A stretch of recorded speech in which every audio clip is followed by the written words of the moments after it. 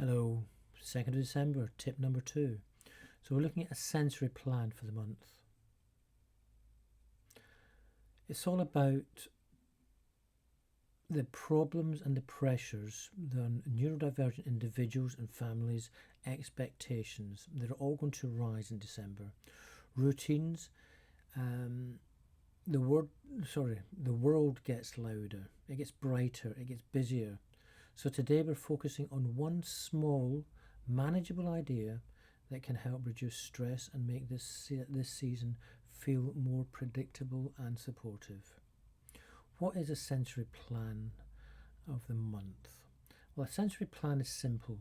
It's a proactive way to support your neurodivergent self or your neurodivergent child sensory needs throughout December before overwhelm hits. It means understanding what sensory input your child seeks, what sensory input your child avoids, and which environment triggers overload, which activity soothes their nervous system, and which event will be high risk for sensory overwhelm. And then planning around these needs rather than reacting after a meltdown or shutdown. A sensory plan reduces the chance of your child becoming overwhelmed in the first place. It protects their regulation, energy, mood, and the ability to cope with the month. And if you are struggling as an individual with your sensory needs, this is going to help you as well. So why is it harder in December? Well, December is one of those most sensory heavy months of the year. Visual overload, flashing lights, decorations everywhere, trees, sparkles, colours, busy shops, cluttered rooms. We have auditory overload, Christmas music, crowds, school events, bells, choirs, PA systems, toys with sounds, family gatherings. I'm getting anxious as I say it. The smells, candles, pines, food cooking, new environments, the touch, itchy jumpers, costumes, new bedding, busy crowds pushing and brushing past.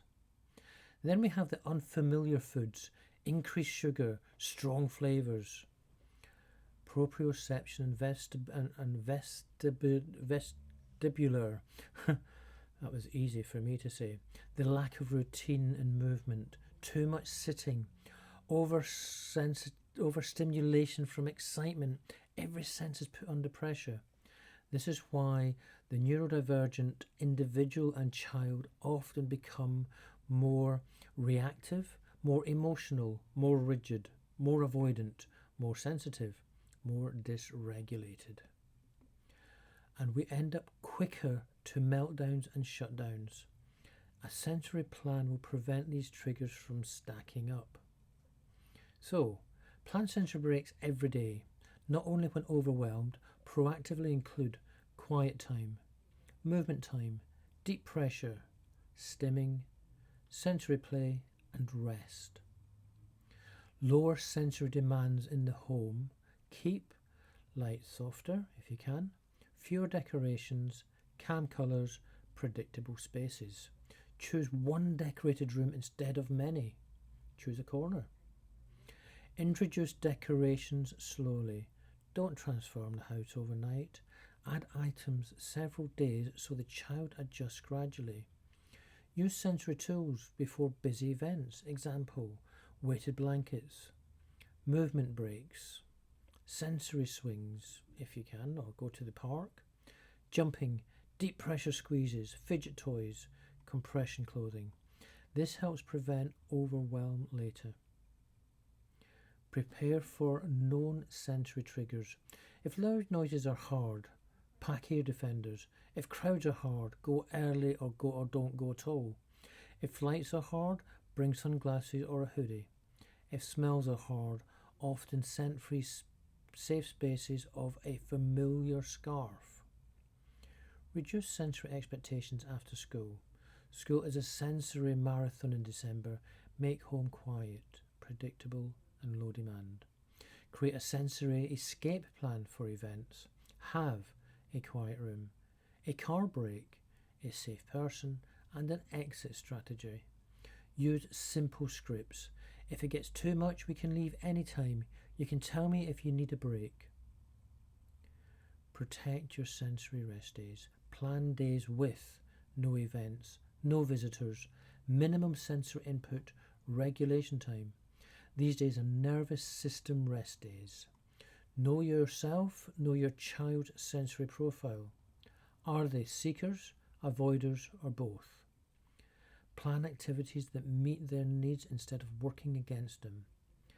A sensory plan prevents sensory overload, reduces meltdowns and shutdowns, improves emotional regulation, makes transitions easier, protects energy, reduces anxiety, supports sleep, and help your child enjoy the month, and increase predictability and safety.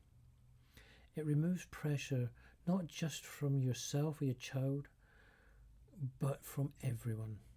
A sensory plan means understanding what your child needs and planning December around these sensory needs so the month feels calmer, safer, and more manageable.